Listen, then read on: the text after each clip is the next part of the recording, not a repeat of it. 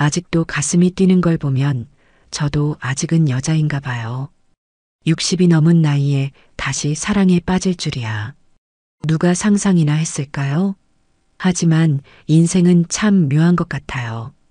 제가 가장 외롭고 쓸쓸하다고 느낄 때 그이가 나타났으니까요. 안녕하세요.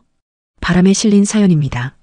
구독과 좋아요, 알람 설정은 큰 힘이 됩니다.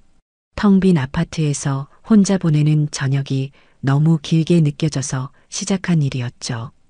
아이들은 모두 독립했고 남편과는 10년 전에 이혼했으니 제 곁엔 아무도 없었거든요. 자전거를 타며 불어오는 바람처럼 제 마음도 서서히 열리기 시작했어요. 시골길 라이딩에서 나눈 마음의 확인, 서로의 상처와 두려움을 나누었던 시간들, 이 나이에 다시 설레고 누군가를 기다리는 마음이 생기다니요. 처음엔 부끄럽고 어색했지만 이제는 알아요. 사랑은 조급하지 않다는 걸. 봄도 바람도 항상 천천히 그러나 반드시 다시 온다는 걸. 제 인생의 황혼역에 찾아온 이 사랑은 어쩌면 젊은 시절의 사랑보다 더 깊고 진실된 것인지도 모릅니다. 늦게 찾아온 사랑이지만 그래서 더 소중한 우리의 이야기를 들려드릴게요. 안녕하세요. 바람에 실린 사연입니다. 구독과 좋아요, 알람 설정은 큰 힘이 됩니다. 버스 안은 퇴근길 직장인들로 북적였습니다. 윤혜정은 손잡이를 꼭 붙잡은 채 창밖을 바라봤죠. 60이 넘은 나이에 퇴근길 버스는 여전히 고된 일이었습니다. 오늘따라 유난히 다리가 아팠고 허리는 더 욱신거렸습니다. 그녀의 시선이 노약자 우선석에 앉아있는 젊은 남자에게 머물렀습니다. 검은 헤어밴드로 이마를 감싼 청년은 휴대폰 게임에 몰두한 채 주변을 전혀 신경 쓰지 않는 모습이었어요. 죄송한데 잠시 앉아도 될까요? 혜정의 조심스러운 말에 청년은 고개도 들지 않고 대꾸했습니다. 아, 저 지금 피곤해요. 다른 데 가서 앉으세요. 버스 안이 순간 조용해졌습니다. 몇몇 승객들이 그 광경을 지켜보고 있었지만 아무도 나서지 않았죠. 혜정은 입술을 꾹 깨물었습니다. 요즘 젊은이들이 다 그렇다고 넘어가려던 찰나 그때였습니다. 젊은이, 버스에 노약자 좌석이 있는 이유가 있지 않겠나? 낮고 무게감 있는 목소리가 버스 안을 울렸습니다. 모두의 시선이 버스 뒤편에서 천천히 걸어오는 한 노인에게 향했습니다. 한태식은 흰 머리에 깊게 파인 주름살 가지만 여전히 단단해 보이는 체격의 63 노인이었죠. 왼쪽 다리를 약간 절뚝이며 앞으로 나섰습니다. 뭐라는 거예요, 할아버지? 저도 요즘 허리 아프거든요. 청년이 짜증스럽게 대꾸했습니다. 태식의 눈빛이 차갑게 가라앉았습니다. 저 할머니는 오늘 10시간 넘게 일하고 돌아가시는 길이야. 그 나이에 그만큼 서 있으면 무릎이 어떻게 되는지 알아? 청년은 코웃음을 치며 말했습니다. 그런 거 제가 어떻게 알아요? 저도 일한다고요. 요즘 누가 안 힘들어요? 태식은 천천히 청년 앞으로 다가갔습니다. 그 모습에 버스 안 승객들의 호흡이 멈췄습니다. 한태식의 손이 느리게 올라가더니 주머니에서 무언가를 꺼냈습니다. 낡은 지갑이었습니다. 내가 자리값을 치를게. 얼마면 될까? 태식의 목소리는 잔잔했지만 그 속에는 단단한 결기가 느껴졌습니다. 청년의 얼굴이 붉어졌습니다. 주변의 시선이 모두 그에게 쏠렸죠. 결국 자리에서 벌떡 일어나며 씩씩거렸습니다. 아, 진짜 왜 이렇게 오버해요? 그냥 앉으세요. 혜정은 고개를 숙인 채 자리에 앉았습니다. 고마움과 미안함이 뒤섞여 무슨 말을 해야 할지 몰랐죠. 그저 작은 목소리로 고맙습니다라고 중얼거렸습니다. 태식은 그저 묵묵히 고개를 끄덕였을 뿐이었습니다. 그리고 버스 손잡이를 꼭 붙잡은 채 묵묵히 서 있었죠. 혜정은 가끔 눈을 들어 그를 바라봤습니다. 한태식의 손등에 선명하게 드러난 핏줄과 투박한 손가락, 그리고 왼쪽 다리를 조금 들어 올린 채 체중을 오른쪽으로 실은 모습이 눈에 들어왔습니다. 정류장에 다다르자 한태식이 배를 눌렀습니다. 그가 내릴 준비를 하는 것을 보고 혜정은 마음속으로 작은 결심을 했습니다. 버스가 멈추고 태식이 내리려는 순간 혜정도 급하게 일어났습니다. 그녀도 같은 정류장에서 내린 것처럼 행동했죠. 버스에서 내린 한태식은 천천히 걸음을 옮겼습니다.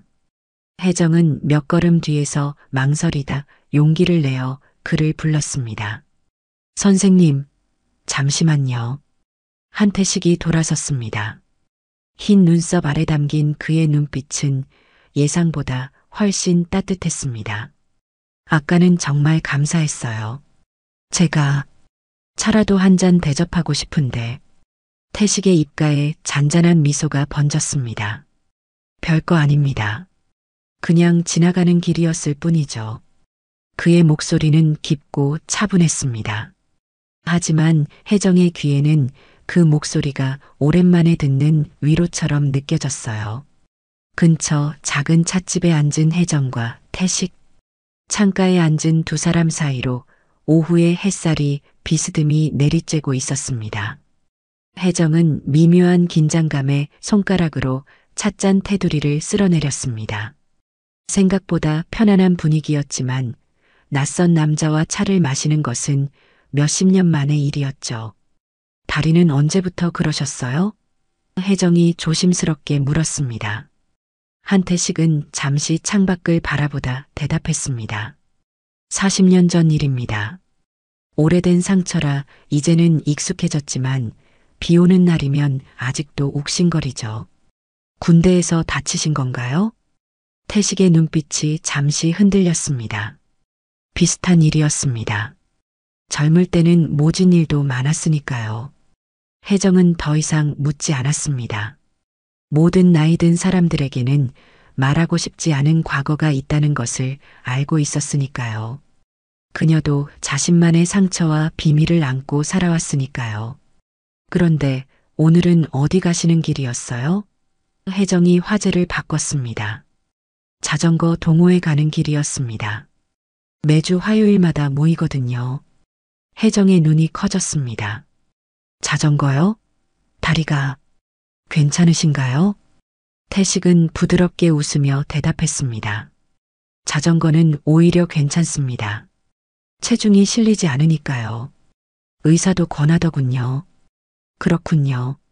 저는 자전거를 타본 적이 없어요. 배우고 싶었지만 아이들 키우느라 그럴 시간이 없었죠. 혼자 사세요? 태식이 물었습니다. 혜정은 찻잔을 바라보며 대답했습니다. 예, 이혼한 지 20년이 넘었어요. 아이들도 다 출가했고 이제는 혼자 사는 게 익숙해졌습니다. 침묵이 흘렀습니다.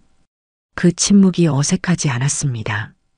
두 사람 모두 긴 인생을 살아오며 침묵의 가치를 알고 있었던 걸까요? 혹시 자전거 배워볼 생각 있으세요? 태식이 갑자기 물었습니다. 혜정은 놀란 표정으로 고개를 들었습니다. 제가요? 이 나이에? 나이가 뭐가 중요합니까? 우리 동호회에는 70이 넘은 회원도 있어요. 시작하기 가장 좋은 때는 20년 전이지만 두 번째로 좋은 때는 바로 지금이라고 하잖아요. 혜정의 눈이 반짝였습니다. 그녀의 마음속에서 오래전에 접어두었던 도전의식이 살며시 고개를 들었습니다. 정말 배울 수 있을까요? 물론이죠. 제가 가르쳐 드리겠습니다. 우리 동호회는 초보자도 환영해요. 윤혜정은 입술을 깨물었습니다. 낯선 이의 친절이 왠지 모르게 의심스러웠습니다. 오랜 세월 혼자 살다 보니 방어막이 두꺼워진 탓이었을까요? 고맙지만 갑자기 이렇게 낯선 사람을 초대하시는 이유가 궁금하네요. 태식은 진지한 눈빛으로 대답했습니다. 가끔은 우연히 인생에서 가장 중요한 선물을 가져다 주기도 하지 않을까요? 오늘 버스에서 본 할머니의 모습이 제게 용기를 주셨습니다. 혼자 서 계셨지만 당당하게 자신의 권리를 말씀하시려는 그 모습이 참 멋있었어요. 혜정은 그 말에 가슴이 따뜻해지는 것을 느꼈습니다. 오랜만에 누군가에게 멋있다는 말을 들은 것이 어색하면서도 기분 좋았죠. 그럼 언제 시작하면 될까요? 자전거 공원은 평일 오전이라 한적했습니다. 윤혜정은 헬멧을 쓰고 자전거 앞에 서서 긴장된 표정을 지었습니다. 자전거는 생각보다 높고 불안정해 보였죠. 손에는 식은땀이 배기 시작했습니다. 무섭지 않을까요? 넘어지면 뼈가 부러질 수도 있잖아요. 한태식은 자전거 안장의 높이를 조절하며 부드럽게 웃었습니다. 걱정 마세요. 천천히 배우면 됩니다.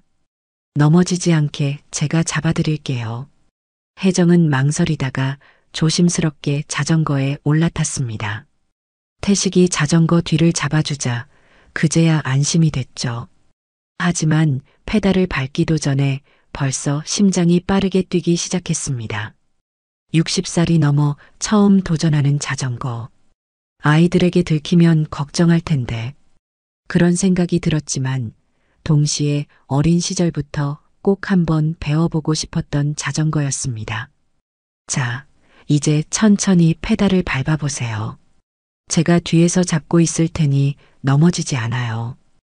혜정은 조심스럽게 페달을 밟았습니다. 처음에는 불안정했지만 태식의 안정적인 손길이 자전거를 지탱해 주었죠. 그렇게 한 바퀴, 두 바퀴, 자전거는 천천히 앞으로 나아갔습니다. 이제 좀 익숙해지셨죠? 균형을 유지하는 것이 중요합니다. 시선은 항상 앞을 보세요. 태식의 목소리에는 묵직한 신뢰감이 담겨 있었습니다. 혜정은 그 목소리를 들으며 조금씩 자신감을 얻었습니다. 어느덧 태식은 손을 조금씩 놓기 시작했지만 혜정은 그것을 눈치채지 못했죠. 잘하고 계세요. 그대로만 하세요. 혜정이 고개를 돌렸을 때 태식이 몇 걸음 뒤에 서서 미소 짓고 있는 것을 발견했습니다. 그 순간 균형을 잃고 비틀거렸습니다. 그리고 자전거와 함께 넘어졌죠. 무릎이 아스팔트에 긁혔습니다. 태식이 급히 달려와 혜정을 일으켰습니다. 괜찮으세요? 다치진 않으셨어요? 혜정은 아픔보다는 창피함에 얼굴이 붉어졌습니다. 아, 정말. 이 나이에 무슨 자전거예요. 제가 미쳤나 봐요. 그러나 태식은 진지하게 말했습니다. 혜정 씨, 넘어지는 건 배우는 과정의 일부입니다. 어린아이도 걸음마를 배울 때 수백 번 넘어지잖아요. 우리도 마찬가지입니다. 다시 한번 해볼까요? 혜정은 망설였습니다. 무릎은 아팠고 자존심은 더 아팠습니다. 하지만 태식의 격려하는 눈빛에 다시 용기를 냈죠. 그래요, 다시 해봐요. 그렇게 1시간, 2시간. 넘어지고 다시 일어나고 또 넘어지는 과정을 반복했습니다. 그러다 문득 태식의 손이 없어도 자전거가 앞으로 나아가고 있음을 깨달았습니다. 바람이 혜정의 머리카락을 스치고 지나갔습니다.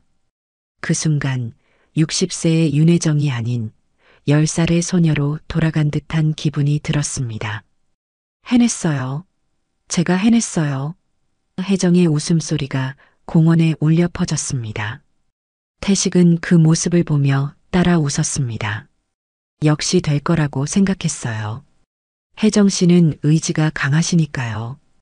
연습을 마치고 공원 벤치에 앉았을 때 혜정은 오랜만에 느끼는 성취감에 가슴이 벅찼습니다. 무릎은 아팠지만 마음은 어린 시절로 돌아간 듯 가벼웠죠. 내일도 와도 될까요? 혜정이 조심스럽게 물었습니다. 태식은 미소를 지으며 고개를 끄덕였습니다. 물론이죠. 내일은 더 잘하실 겁니다. 일주일이 지났습니다. 윤혜정은 이제 자전거를 타고 공원 한 바퀴를 돌 수 있게 되었습니다. 매일 아침 태식과 만나 연습하는 시간이 하루 중 가장 기다려지는 순간이 되었습니다. 오늘도 두 사람은 자전거를 타고 강변을 따라 천천히 달렸습니다. 이제는 꽤 익숙해지셨네요. 곧 동호회 라이딩에도 참여할 수 있을 것 같습니다. 혜정은 그 말에 긴장된 표정을 지었습니다. 아직은 자신이 없어요. 다른 회원들 앞에서 실수하면 어쩌죠? 괜찮습니다. 우리 회원들은 다들 좋은 사람들이에요. 서로 도와주고 배려하는 분위기니까요. 그때였습니다. 갑자기 튀어나온 고양이를 피하려다 혜정은 중심을 잃고 자전거에서 넘어졌습니다. 엉덩이가 바닥에 강하게 부딪혔고 날카로운 통증이 허리를 타고 올라왔습니다. 아이고. 태식이 급히 자전거를 세우고 달려왔습니다. 괜찮으세요? 많이 다치셨어요?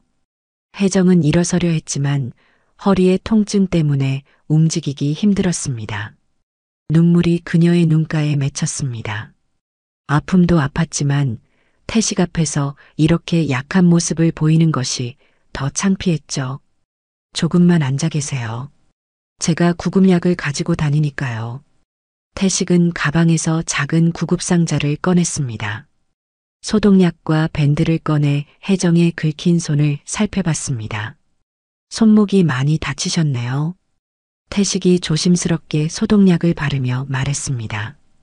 혜정은 그의 손길에 가만히 눈을 내렸습니다.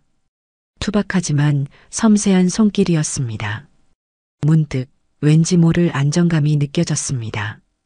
오랜 세월 혼자서 모든 것을 해결해야 했던 그녀에게 누군가 자신의 상처를 돌봐주는 것은 낯설지만 따뜻한 경험이었습니다. 항상 구급약을 갖고 다니세요? 혜정이 물었습니다. 태식은 밴드를 붙이며 대답했습니다. 네, 습관이 됐습니다. 예전에 항상 준비되어 있어야 했거든요. 혜정은 궁금했지만 더 이상 묻지 않았습니다. 그의 과거에는 말하기 어려운 무언가가 있다는 것을 직감적으로 느꼈기 때문이었죠. 이제 좀 어떠세요? 일어날 수 있겠어요? 혜정은 천천히 일어섰지만 여전히 허리가 아팠습니다. 태식은 그녀의 팔을 조심스럽게 받쳐주었습니다. 오늘은 여기까지 하는 게 좋겠네요. 제가 집까지 모셔다 드릴게요. 혜정은 망설였습니다. 아직 낯선 사람에게 자신의 집을 알려준다는 것이 조심스러웠죠. 하지만 지금까지 태식에게서 느낀 것은 오직 신뢰와 존중뿐이었습니다. 감사합니다. 하지만 혼자 갈 수 있어요. 근처에 사는데. 태식은 이해한다는 듯 고개를 끄덕였습니다. 그럼 적어도 택시라도 불러드릴게요. 이대로 걸어가시기는 힘들 것 같습니다. 혜정은 그의 배려에 감사함을 느꼈습니다. 생각해보니 언제부터인가 자신의 상황을 먼저 생각해주는 사람이 없었던 것 같았습니다. 아이들은 각자의 삶에 바빴고 친구들은 점점 줄어들었죠. 그런 그녀에게 한태식은 오랜만에 만난 진심 어린 친구 같았습니다. 택시가 도착하고 혜정이 탑승하려는 순간 태식이 물었습니다. 내일도 오실 거죠? 혜정은 잠시 생각했습니다. 허리도 아프고 오늘 넘어진 충격도 있었습니다. 하지만 태식의 기대에 찬 눈빛을 보니 거절할 수 없었습니다. 네, 내일도 올게요. 하지만 자전거는 좀 쉬어야 할 것 같아요. 태식의 얼굴에 미소가 번졌습니다. 그럼 그냥 산책만 해도 좋습니다.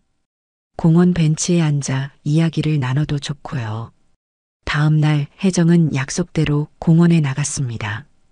태식은 이미 도착해 벤치에 앉아 그녀를 기다리고 있었습니다. 손에는 작은 봉지가 들려 있었죠. 어제 많이 아프셨죠? 이건 제가 준비한 파스입니다. 허리에 붙이면 좀 나아질 거예요. 혜정은 그 정성에 마음이 따뜻해졌습니다. 고마워요. 어제는 정말 창피했어요. 이 나이에 자전거 배우겠다고 고집부리다가 넘어지고. 태식은 고개를 저었습니다. 전혀요. 오히려 존경스럽습니다. 대부분 사람들은 나이 들면 새로운 것을 시도하길 두려워하니까요. 혜정 씨는 용기가 있으십니다. 두 사람은 공원 산책로를 따라 천천히 걸었습니다.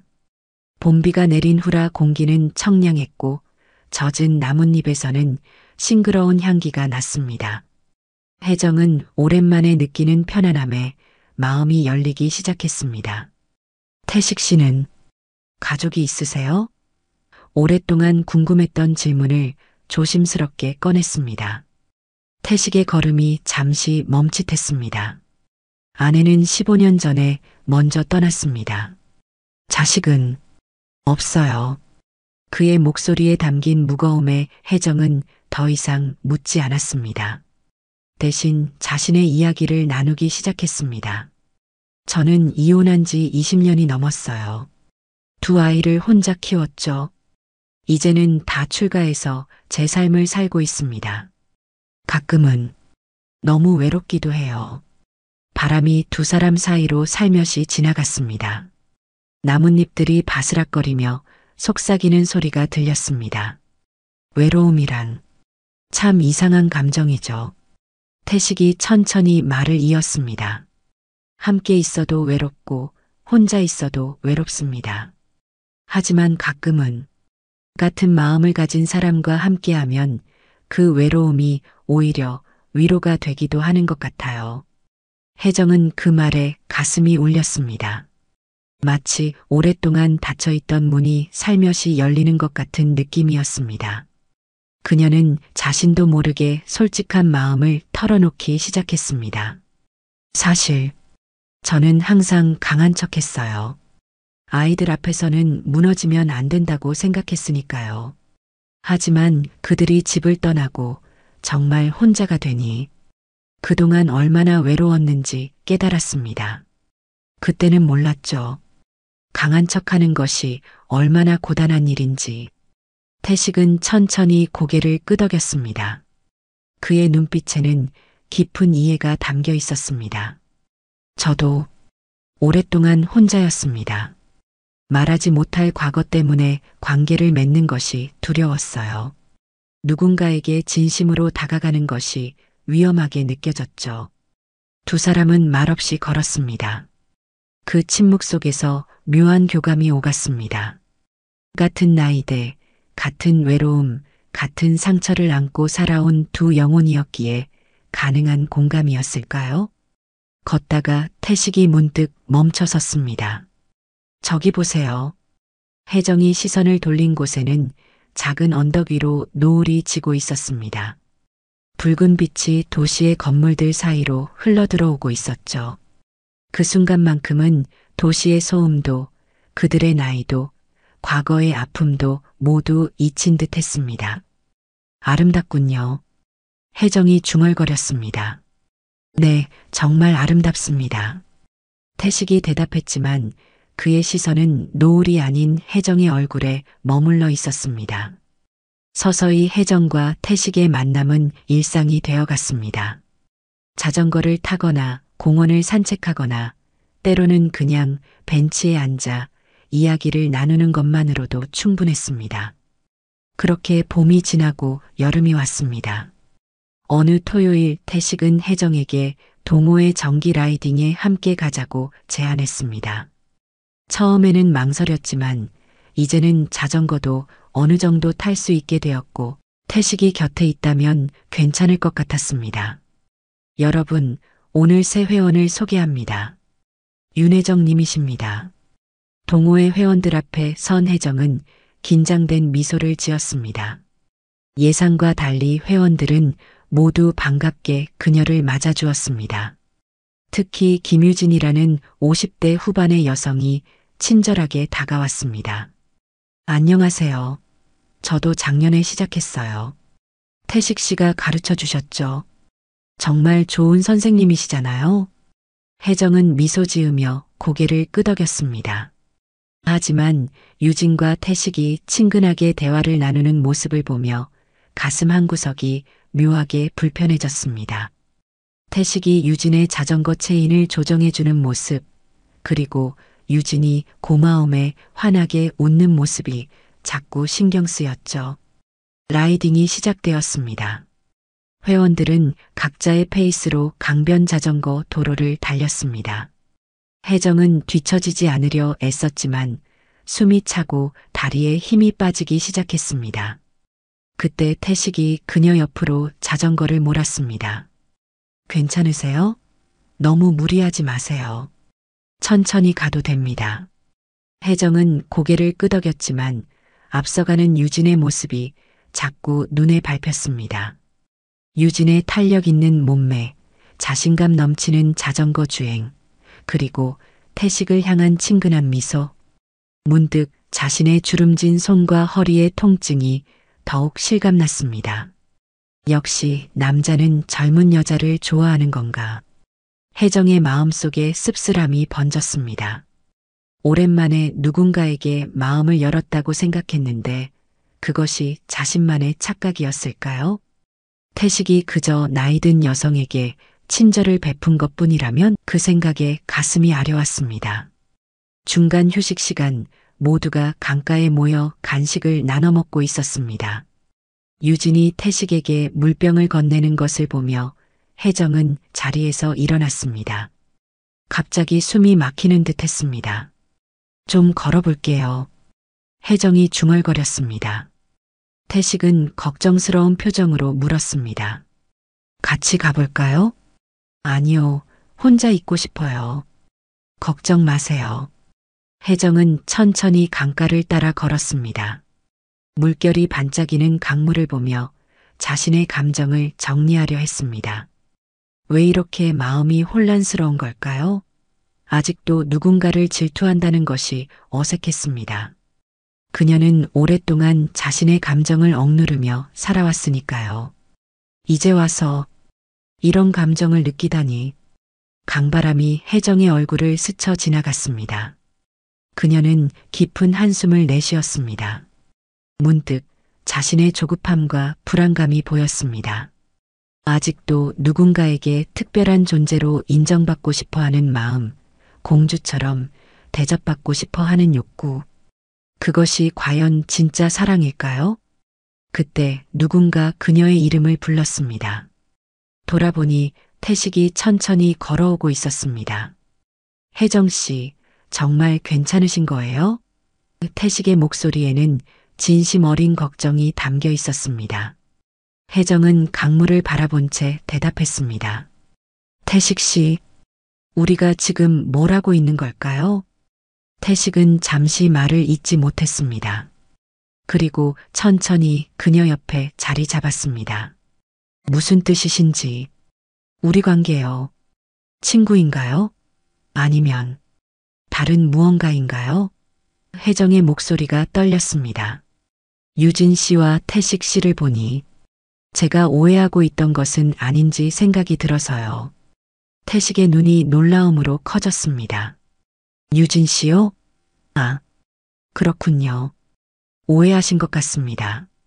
유진 씨는 그저 동호회 회원일 뿐이에요. 게다가 이미 약혼자가 있습니다. 혜정은 그제야 태식을 바라봤습니다. 그의 얼굴에는 진심이 담겨 있었습니다. 그런가요? 하지만 그건 중요하지 않을지도 모르겠어요. 제가 더 걱정되는 건 제 마음이에요. 이 나이에 이런 감정을 느끼다니 스스로가 부끄럽네요. 태식은 잠시 생각에 잠겼다가 천천히 말을 이었습니다. 혜정 씨, 가끔 저는 생각합니다. 우리가 언제부터 이 나이에라는 말을 입에 달고 살게 됐을까요? 마치 나이 듦이 죄인 것처럼요. 강물은 여전히 반짝이며 흘러갔고 먼 곳에서는 아이들의 웃음소리가 들려왔습니다. 태식은 계속 말을 이었습니다. 저도 처음에는 두려웠습니다. 그때는 몰랐죠. 누군가에게 마음을 열고 다가간다는 것이 이렇게 용기가 필요한 일인지. 혜정은 그 말에 가슴이 떨렸습니다. 태식 씨, 저는 오랫동안 혼자였습니다. 북파 공작원 출신이라는 과거 때문에 늘 경계하며 살았어요. 가까운 사람들을 잃은 아픔도 있었고, 그래서 더 이상 누군가를 내 삶에 들이지 않기로 했었죠. 혜정은 놀랐지만 말없이 그의 이야기를 들었습니다. 태식의 눈빛에는 오랜 세월 간직해온 아픔이 깃들어 있었습니다. 하지만 버스에서 혜정 씨를 처음 봤을 때 무언가가 달라졌습니다. 그 용기, 그리고 그 속에 숨겨진 여린 마음이 제 마음을 움직였어요. 바람이 다시 불어왔습니다. 이번엔 더 따스하게 느껴졌습니다. 혜정의 눈가에 살며시 눈물이 맺혔습니다. 처음 태식 씨를 만났을 때 오랜만에 누군가를 믿고 의지하고 싶다는 생각이 들었어요. 하지만 너무 조급했나 봐요. 아직도 누군가에게 사랑받고 싶다는 욕심이. 태식은 조용히 그녀의 손을 잡았습니다. 투박하지만 따뜻한 손이었습니다. 혜정 씨, 우리 천천히 알아가면 어떨까요? 서두르지 말고, 이름 붙이지 말고, 그저 함께 자전거 타고, 이야기 나누고, 노을 보는 것부터요. 혜정의 눈물이 볼을 타고 흘러내렸습니다. 그것은 슬픔의 눈물이 아니라 오랜 시간, 자신의 마음을 닫고 살아온 사람이 다시 누군가에게 마음을 열 때 느끼는 안도감의 눈물이었습니다. 천천히 가요. 우리는 이제 서두를 필요가 없으니까요. 가을이 깊어가는 어느 주말 아침, 윤혜정은 자전거를 타고 한강변을 달렸습니다. 이제는 태식 없이도 혼자서 자전거를 탈 수 있게 되었지만 오늘은 그와의 약속이 있었기에 더욱 설렜습니다. 바람이 그녀의 머리카락을 날리고 강물은 햇빛에 반짝였습니다. 약속 장소에 도착하자 태식이 이미 와서 기다리고 있었습니다. 그의 손에는 작은 가방이 들려 있었죠. 오늘은 무슨 선물인가요? 혜정이 미소 지으며 물었습니다. 자전거를 배운 지 6개월, 그동안 태식은 종종 작은 선물을 가져왔습니다. 때로는 직접 만든 자전거 안장 커버, 때로는 허리 보호대, 그리고 가끔은 그저 들꽃 한 송이였죠. 오늘은 특별한 겁니다. 태식이 가방에서 작은 상자를 꺼냈습니다. 그 안에는 나무로 깎은 작은 자전거가 있었습니다. 섬세한 손길로 만들어진 것이 분명했습니다. 제가 직접 만들었습니다. 혜정 씨가 처음 자전거 탔던 날을 기념해서요. 혜정은 그 작은 선물에 가슴이 뭉클해졌습니다. 나무 자전거의 한쪽 바퀴가 살짝 비뚤어진 것이 눈에 띄었지만 그것이 오히려 더 사랑스럽게 느껴졌습니다. 정말 아름다워요. 고마워요, 태식 씨. 두 사람은 강변 벤치에 앉았습니다. 시간이 흐르면서 그들 사이에는 말이 필요 없는 편안함이 자리 잡았습니다. 함께 있는 것만으로도 충분했죠. 동호회에서 다음 주에 제주도 라이딩 여행을 간다고 하던데 혜정이 조심스럽게 꺼냈습니다. 태식 씨도 가실 건가요? 태식은 잠시 생각하다가 대답했습니다. 아직 결정하지 않았어요. 혜정 씨는 어떠세요? 저는 가고 싶기도 하고 두렵기도 하고. 태식이 혜정을 바라봤습니다. 무엇이 두려우신가요? 혜정은 강물을 바라보며 천천히 대답했습니다. 태식 씨와 여행을 간다는 것이요. 우리 관계가 어떻게 변할지 모르니까요. 침묵이 내려앉았습니다. 가을바람이 두 사람 사이로 살며시 지나갔습니다. 혜정 씨, 태식이 천천히 말을 이었습니다. 제가 북파 공작원이었던 시절, 언제 죽을지 모르는 상황 속에서도 한 가지 후회했던 것이 있습니다. 바로 진심을 표현하지 못했다는 거죠. 혜정은 태식을 바라봤습니다. 그의 눈에는 깊은 감정이 담겨 있었습니다. 이제는 알겠습니다. 사랑은 조급하지 않더군요. 봄도 바람도. 항상 천천히 그러나 반드시 다시 오더라고요. 혜정의 눈가에 미소가 번졌습니다. 그래요. 우리에겐 서두를 이유가 없죠. 함께 가요, 제주도에. 그냥 두 사람의 여행으로요. 동호회와는 따로. 혜정은 잠시 망설이다가 고개를 끄덕였습니다. 네, 함께 가요. 그들은 다시 자전거에 올라탔습니다. 이번에는 나란히 같은 속도로 달렸습니다. 태식의 왼쪽 다리는 여전히 약간 불편해 보였고 혜정의 손목에는 아직 상처의 흔적이 남아 있었습니다. 하지만 그것은 중요하지 않았습니다. 두 사람은 각자의 상처와 세월을 안고 앞으로 나아갔습니다. 때로는 비틀거리고 때로는 넘어질지도 모릅니다. 하지만 이제 그들에게는 서로가 있었습니다. 나이를 넘어, 과거를 넘어, 두려움을 넘어 다시 시작된 인생의 또 다른 계절 속에서 한강을 비추는 가을 햇살이 두 사람의 뒷모습을 따스하게 비추었습니다. 바람은 그들의 웃음소리를 멀리, 더 멀리 실어 날랐습니다. 마치 오랫동안 닫혀있던 마음의 문이 열리는 소리처럼 경쾌하게